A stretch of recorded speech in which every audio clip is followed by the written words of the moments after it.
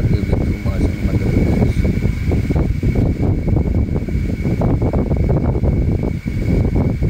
आज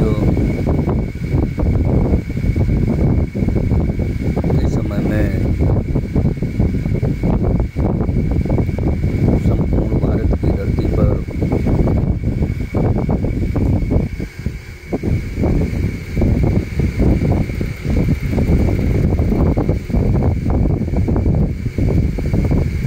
अन्य प्रकार के दुराचारी घटनाक्रम सत्ता और सरकार में के सहारे पर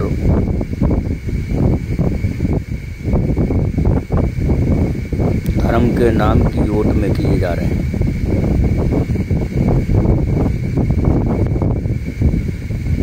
और उन्होंने जो धर्म की ओट में करने वाले लोग हैं उनके साधु संत और सन्यासियों के द्वारा सरकार के संरक्षण में किए जा रहे हैं, क्योंकि उनकी सरकार में बैठे जो विधायक हैं, मंत्री हैं, सांसद हैं, कैबिनेट के मंत्री हैं, राज्य के मंत्री हैं, उनके द्वारा ही ऊल जलूल अमानसुक चर्चाएं की जाती हैं।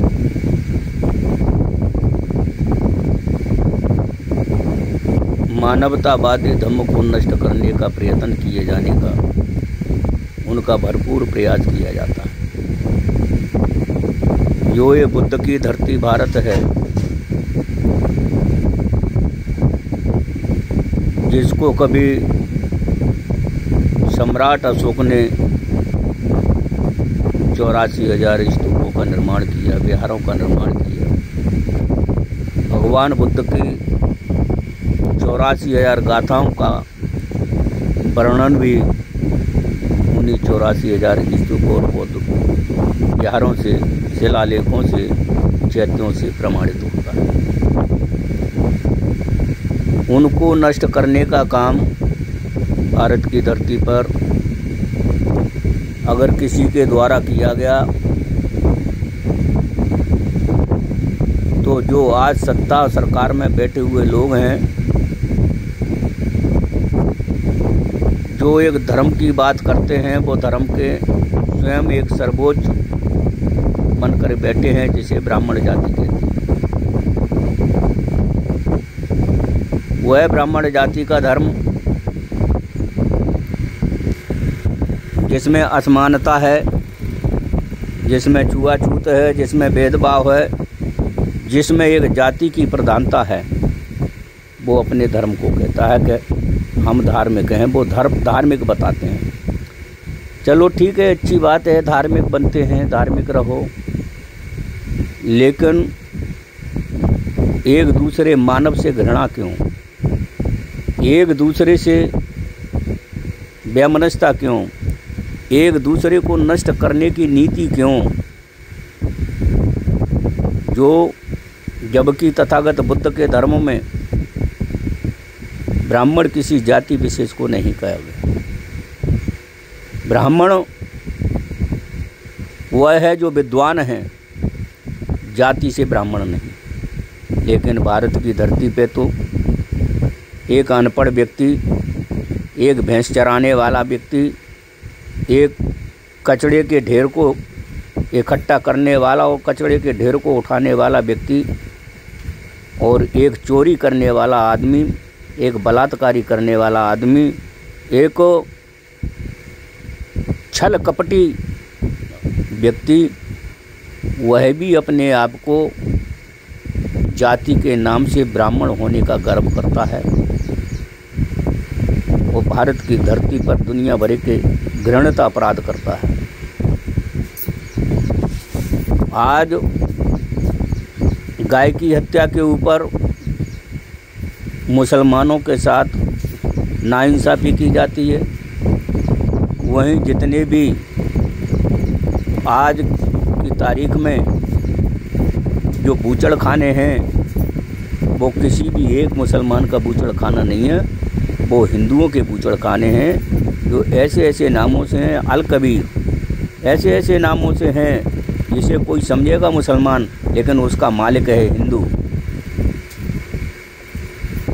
और दूसरी ओर गाय के रक्षक बन के गाय को काटने के भी काम किए जा रहे हैं, वो भी हिंदू। बड़ौदा में पकड़ा गया, वो भी हिंदू थे। नोएडा में पकड़े गए, वो भी हिंदू थे। जहाँ जहाँ ये घटनाएं हो रही हैं, गाय का मांस पकड़ा जा रहा है, कहीं गाय की खाल पकड़ी जा रही है, और पकड़े जाने वाले वो हिंदू हैं। फिर ये कहते हैं भगवान बुद्ध के उस सनातन को, जो सनातन दुनिया में अमन चैन चाहता है, जो सनातन दुनिया में भाईचारा चाहता है, जो सनातन दुनिया में शांति चाहता है, उस सनातन का दुरुपयोग ये लोग कर रहे हैं और अपने आप को आज सनातनी कहते हैं। सनातनी कभी भी किसी से कोई घृणा नहीं करता। सनातनी हमेशा एक दूसरे से प्यार करता है। सनातनी सबको समान समझता है। सनातनी किसी को नीच, किसी को ऊंच नहीं समझता। तथागत बुद्ध ने भी उस समय बुद्ध में भारत था, उस समय उनने कहा है, ना ही बैरन बैरानी समन्तिंग कुदाचना अवैरन चा समन्ति ऐस धम्मो सनंतो। यानी बैरन बैरानी का मतलब है बैर से बैर या बैर करने से बैर, यानी कुदाचन कभी भी नहीं, समन्ति यहाँ नहीं शांत होता, अवैरन चा समन्ति, और अवैर यानी मैत्री भाव प्रेम करुणा से ही बैर शांत होता है। ऐस धम्मो सनातनो, यही सनातन धम्म है, यही शाश्वत हमेशा रहने वाला और प्राकृतिक नियम है। लेकिन इसके उल्टे जो अपराध करने वाले हैं, जो घृणा फैलाने वाले हैं, जो देश में अशांति फैलाने वाले हैं, वो अपने आप को सनातन कह के इस पवित्र सनातन धर्म को बदनाम करने में लगे हुए हैं। इसलिए हमारा देशवासियों से निवेदन है, समस्त देशवासियों से निवेदन है कि जो सनातन का प्रयोग ब्राह्मण धर्म के लोग कर रहे हैं उसका बहिष्कार करें और उनका पूरी ताकत के साथ बहिष्कार करें। जितना हो सके उतना बहिष्कार करें। ये सनातनी नहीं हो सकते, ये खुद में ही इस देश के वासी नहीं हैं, इसलिए उन्हें इस देश में नफरत फैलाने से कोई भी संकोच नहीं है। क्योंकि जो इस देश का वासी होगा वो देश से प्रेम करेगा, तो देश के लोगों से प्रेम करेगा, देश के भाइयों से प्रेम करेगा, देश की बहनों से प्रेम करेगा, देश की संपदा से प्रेम करेगा। लेकिन इनका इस देश की संपदा से कोई प्रेम नहीं है। इनका प्रेम है सिर्फ अपने मान बड़प्पन का। इनका प्रेम है कि ब्राह्मण जाति से महान बना रहे, वो चाहे वो कुछ भी अपराध करे, वह ब्राह्मण हैं। ऐसे देश में तमाम सारे एक स्वरूपानंद है, एक स्वरूपानंद है, एक भद्राचार्य है, एक ऐसे तमाम साधु संत हैं जो मानवता के खिलाफ बकते रहते हैं। और ये बकते हैं सिर्फ सरकारों के इशारों पर। सरकारों को चाहिए कि इनको जेलों के अंदर कर देना चाहिए, लेकिन ये जेलों के अंदर नहीं, क्योंकि अपराधी का जो स्थान होता है वो जेल होती है, परंतु इनको जेल के अंदर न रह करके इनको सुख सुविधाएं दी जा रही हैं।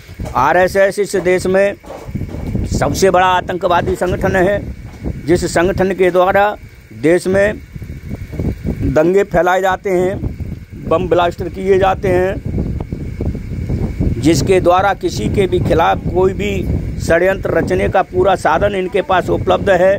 किसको बलात्कार में फंसाना है, किसको चोरी में फंसाना है, किसको क्या करना है, ये सारे काम करते हैं। भारत की धरती पर बौद्धों के जितने पवित्र स्थान हैं उन पे इन्हीं के द्वारा षड्यंत्र करके उन पे कब्जे किए जा रहे हैं।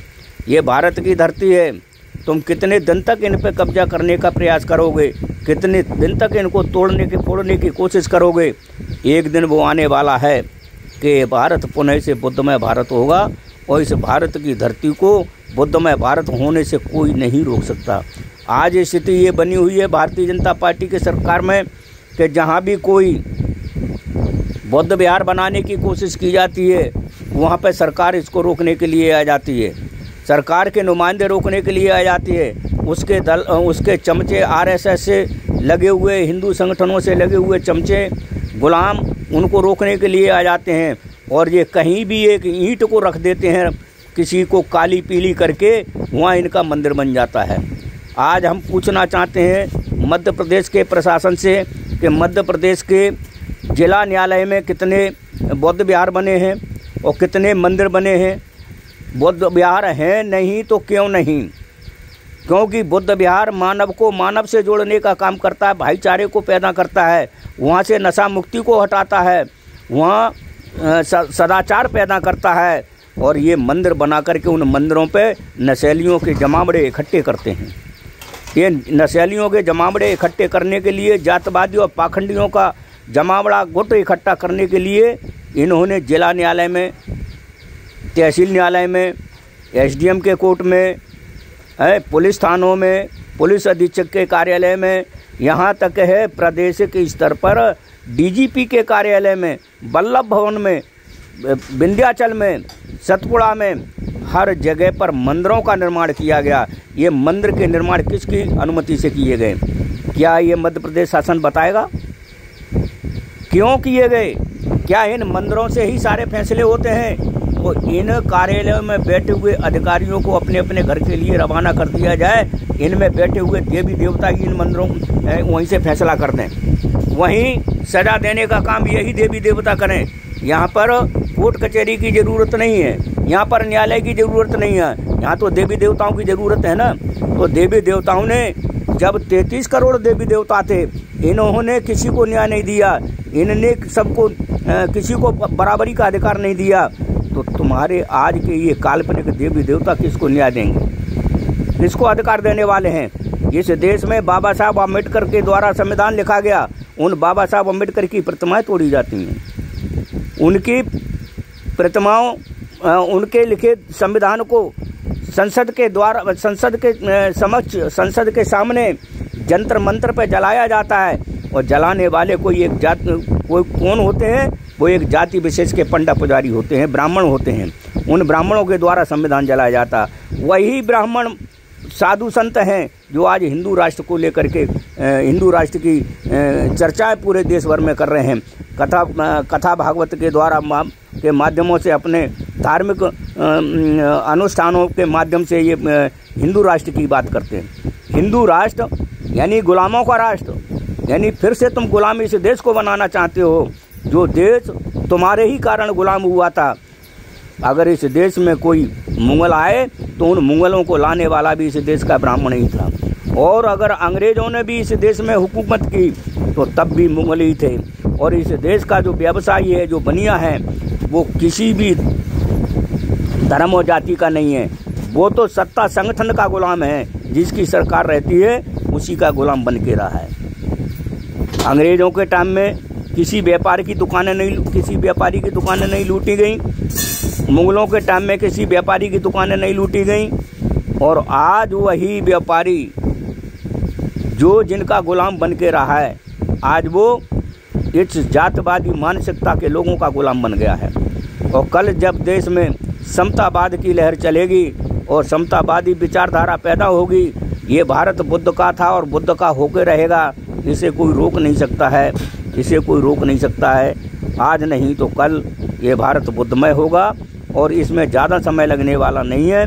इसके लिए हमारे समस्त पूजनीय भिक्षु गणों से और भिक्षु संगठनों से अनुरोध है कि अपने अपने कार्यक्रम योजनाबद्ध तरीके से चलाएं, और भारत को बुद्धमय होने से कोई रोक नहीं सकता अगर भिक्षु लोग ईमानदारी से अपना काम करना शुरू कर दें, अपना सिर्फ मठाधीश बनना छोड़ दें, अपने आप को ये हिंदुओं जैसा पाखंड छोड़ दें, तो ये भारत को बुद्धमय होने से कोई रोक नहीं सकता है। भारत बहुत जल्दी बुद्धमय हो जाएगा और नेताओं के झमेले में पड़ करके ये बुद्धमय नहीं हो सकता है।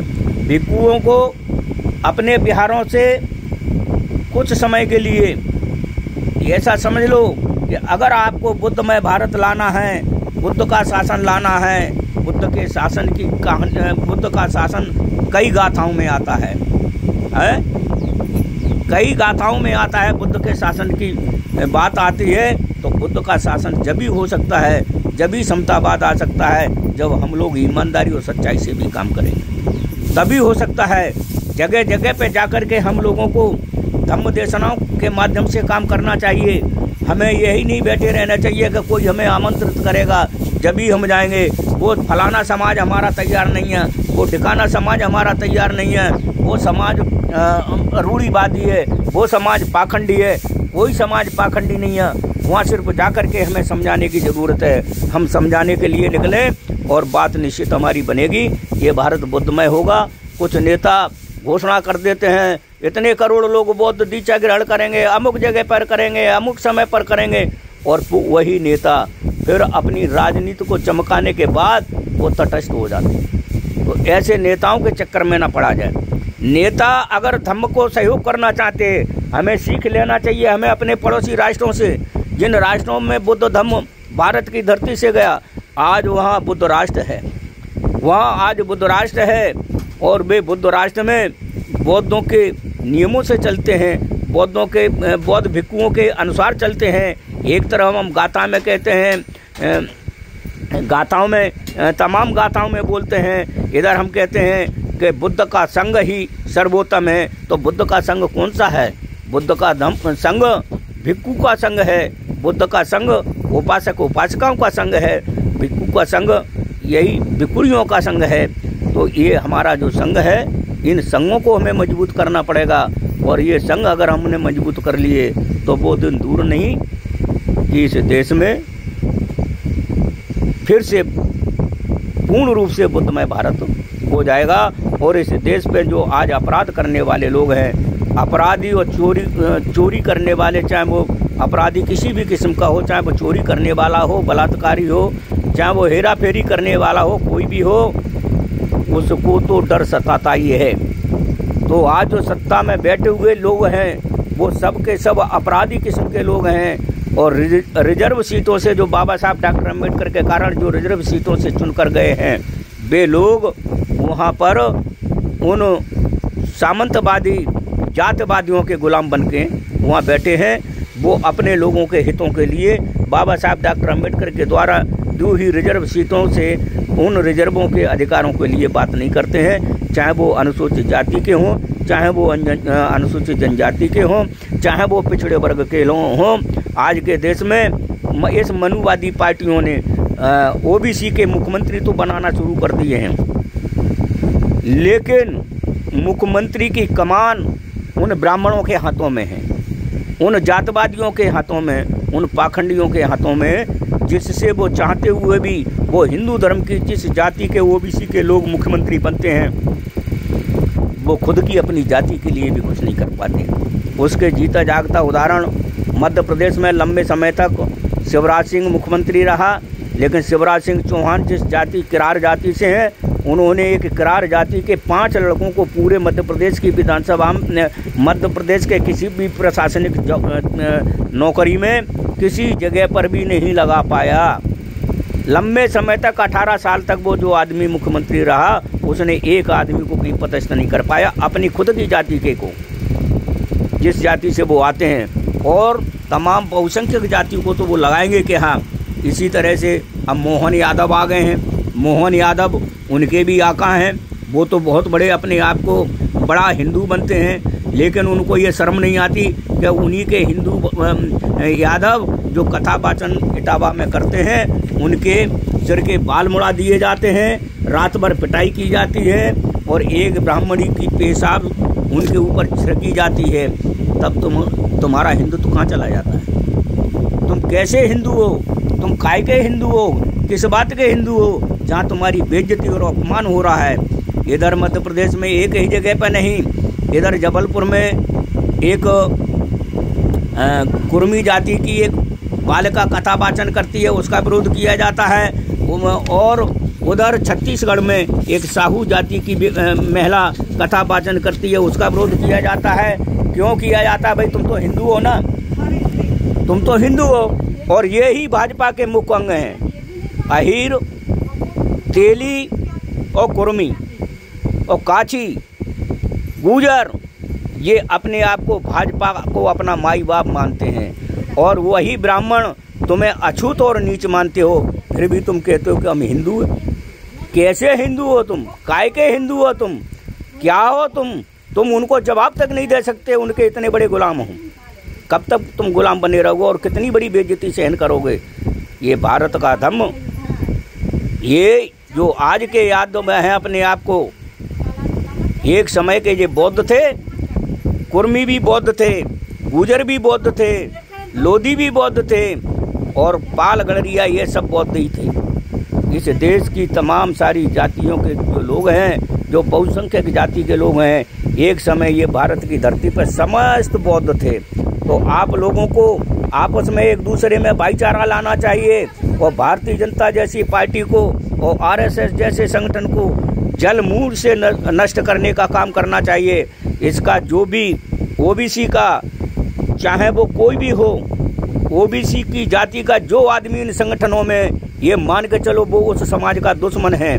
चाहे वो अनुसूचित जाति का आदमी जो इन संगठनों में है वो उस समाज का दुश्मन है, वो भारत के संविधान का विरोधी है। क्योंकि ये संगठन सबके सब आरएसएस, विश्व हिंदू परिषद, बजरंग दल, हिंदू महासभा, ये सब के सब भारतीय संविधान के विरोधी हैं। और भारतीय संविधान का विरोध क्यों करते हैं? इसलिए करते हैं क्योंकि भारत का संविधान समानता का अधिकार देता है। लेकिन इन ओबीसी वर्ग के लोगों के दिमाग में, जो भाजपा में लगे हुए हैं, जो अन्य ब्राह्मणवादी संगठनों में लगे हुए हैं, उनके दिमागों में अभी संविधान समझने में नहीं आया। एक समय जब बीपी सिंह की सरकार थी केंद्र में, उस समय मंडल कमीशन का जब विरोध हो रहा था, तब यही ओबीसी की जातियां उस मंडल कमीशन के विरोध में उन सवर्णों के साथ खड़े हुए थे। तब तमाम सारे बहुसंख्यक लोगों के द्वारा इनको समझाने का प्रयास किया गया, लेकिन उस समय नहीं माने। जब 27% रिजर्वेशन मध्य प्रदेश में हुआ, तो 27% का रिजर्वेशन का फायदा लेने के लिए आज वही ओबीसी की जातियां जिला पंचायत, जनपद पंचायत में और पंचायत में रिजर्व सीटों पे चुनाव लड़ने के लिए तैयार हैं। भाई आप तो सामान्य वर्ग से लड़ना चाहिए।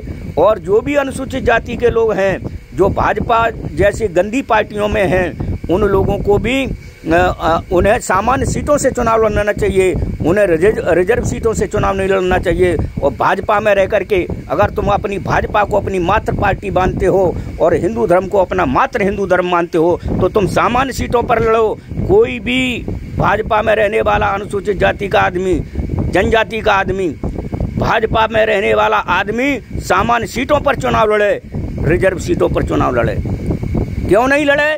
इसलिए नहीं लड़े क्योंकि तुम तो उसको माई बाप मानते हो ना। तुम लड़ो उस सामान्य सीटों पर चुनाव, देखो तुमको कैसे वो सामान्य सीट के पे टिकट देते हैं और कैसे तुमको जितवाने का काम करते हैं। जीतो ना वहाँ पे, 1-2 सीट पे चुनाव जीत गए।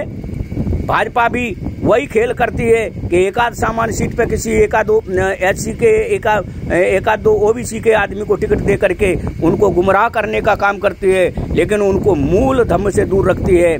तुम्हारे महापुरुषों का अपमान किसने किया? किसने किया? पेरिया ललित सिंह यादव का अपमान किसने किया? छत्रपति साहू जी महाराज का अपमान किसने किया? जिन छत्रपति साहू जी महाराज ने रिजर्वेशन दिया। और आप याद करिए, छत्रपति साहू जी महाराज का भी अपमान किसने किया? इन्हीं ब्राह्मणों ने किया। और आज धरती पर जितने भी अपमान हो रहे हैं, इतने भी अपमानों को आप लोग झेल करके और वहां पर लगे हुए हैं। याद करो उन राष्ट्रों को जो बुद्ध के राष्ट्र हैं, वो विकास की ओर जा रहे हैं। चाहे वो थाईलैंड हो, चाहे वो जापान हो, चाहे बर्मा हो, चाहे आपका श्रीलंका हो, चाहे चीन हो, चाहे वियतनाम हो, छोटे से छोटे राष्ट्र और बड़े से बड़े राष्ट्र विकास की ओर जा रहे हैं। वहाँ समता की लहर चल रही है।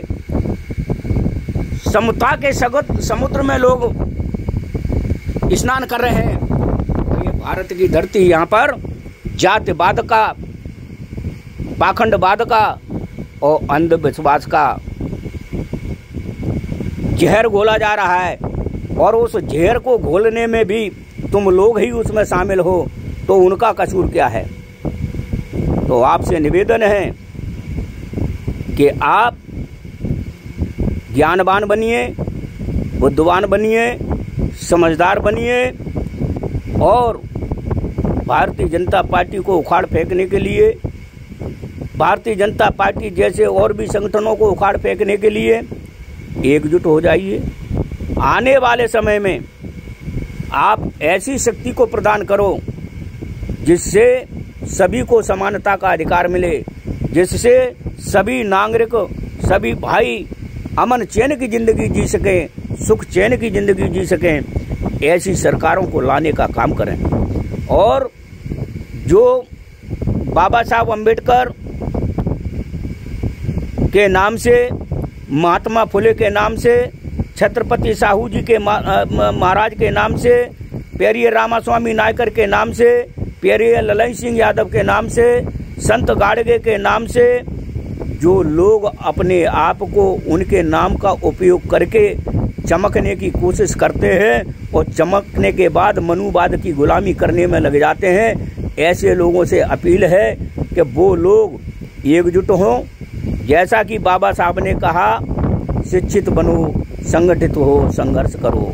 और भगवान बुद्ध ने पहले कहा क्या कि बुद्धं शरणं गच्छामि, धम्मं शरणं गच्छामि और संघं शरणं गच्छामि।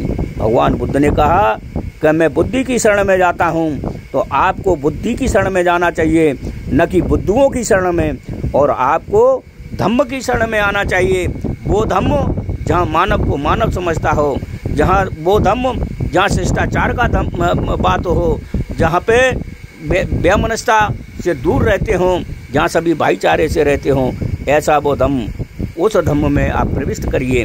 अमानुषिक धम्म में नहीं, जहाँ मनुष्य को मनुष्य से नफरत भावना पैदा करते हो, उससे दूर हटिए। और तीसरी बात उन्होंने कहा, संघं शरणं गच्छामि। कौन सा संघ? वो पवित्र संघ जो बुद्ध ने दिया है, वो पवित्र संघ। ये आरएसएस के जो अंग्रेजों के गुलामों ने दिया है, जो अंग्रेजों की गुलामीगिरी करते रहे हैं, उन लोगों ने दिया है।